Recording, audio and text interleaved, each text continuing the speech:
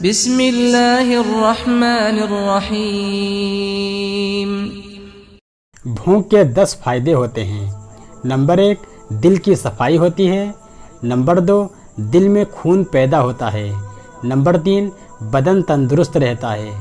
Number 4، آخرت کی بھونک یاد آتی ہے۔ نمبر 5، گناہوں کا زور ٹوٹتا ہے۔ نمبر 6، عبادت میں چستی آتی ہے۔ نمبر 7، نیند کم آتی ہے۔ نمبر 8، بھوکوں کے ساتھ ہمدردی ہوتی ہے۔ نمبر 9، انسان کا تھوڑے کھانے میں گزر ہو جاتا ہے۔ نمبر 10، اللہ کے راستے میں خرچ و خیرات کرنے میں آسانی ہو جاتی ہے۔ آپ نے کبھی سوچا ہے فیس بک پر آپ کے 5000 دوست، ٹویٹر پر 1000 دوست، واٹس ایپ پر 500 دوست، دفتر کاروبار میں ہاتھ بٹانے والے 50 دوست، مشکل میں کام آنے والے 5 دوست، لیکن یہ کبھی سوچا ہے کہ قبر میں کام آنے والا دوست کون سا ہے؟ قبر کے وحشت ناک گڑھے میں کام آنے والا دوست صرف ایک ہے، جس کا نام نیک اعمال ہے۔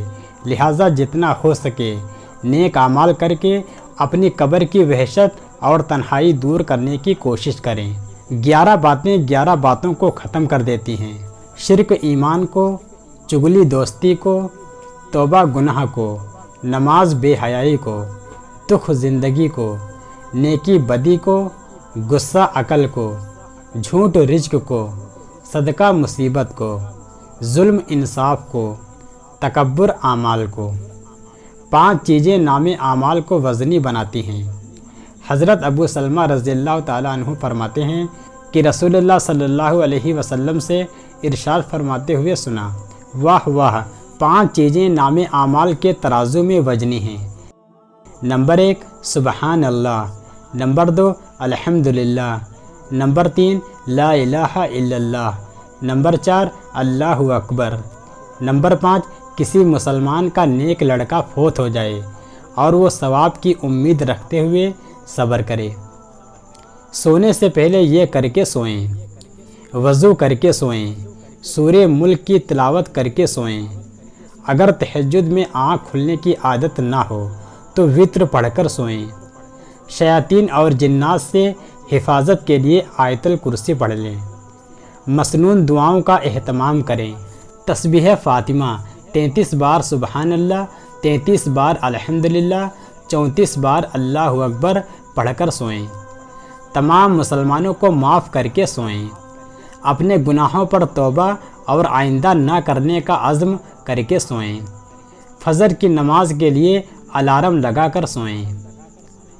حضرت ابو الدرداء رضی اللہ تعالیٰ عنہ فرماتے ہیں کہ مجھے آپ صلی اللہ علیہ وسلم نے وصیت فرمائی، اللہ کے ساتھ کسی کو شریک نہیں کرنا، اگرچہ تیرے ٹکڑے ٹکڑے کر دیے جائیں یا تجھے جلا دیا جائے، اور قصداً فرض نماز نہ چھوڑنا، کیونکہ جس نے قصداً نماز چھوڑ دی اس سے اللہ کا ذمہ بری ہو گیا۔ اور شراب مت پینا، کیونکہ وہ ہر برائی کی کنجی ہے۔ والدین کی اطاعت کرنا، حتیٰ کہ اگر وہ حکم دیں کہ اپنی ملکیت میں سے تمام چیزیں انہیں دے دو تو دے دینا۔ حکمرانوں سے لڑائی مت کرنا، اگرچہ تم سمجھو کہ تم ہی حق پر اور حکمرانی کے حقدار ہو۔ لڑائی میں سے نہ بھاگنا، تم ہلاک ہو جاؤ اور تمہارے ساتھی فرار ہو جائیں۔ گھر والوں پر اپنی وسعت کے مطابق خرچ کرتے رہنا۔ تنبیہ کے واسطے ان پر سے لکڑی نہ ہٹانا اور انہیں اللہ پاک سے ڈراتے رہنا۔ شیطان کے 15 دشمن ہیں۔ نمبر 1، نبی صلی اللہ علیہ وسلم۔ نمبر 2، عدل و انصاف کرنے والا حکمران۔ نمبر 3، عاجزی کرنے والا مالدار۔ نمبر 4، سچا تاجر۔ نمبر 5، اللہ تعالیٰ سے ڈرنے والا عالم۔ نمبر 6، خیر خواہی کرنے والا مومن۔ نمبر 7، رحم دل مومن۔ نمبر 8، توبہ کر کے اس پہ ثابت قدم رہنے والا۔ نمبر 9، حرام سے بچنے والا۔ نمبر 10، ہمیشہ باوضو رہنے والا مومن۔ نمبر 11، کثرت سے صدقہ کرنے والا مومن۔ نمبر 12، لوگوں کے ساتھ اچھائی کرنے والا مومن۔ نمبر 13، لوگوں کو نفع پہنچانے والا مومن۔ نمبر 14، قرآن پاک کی تلاوت کرنے والا عالم و حافظ۔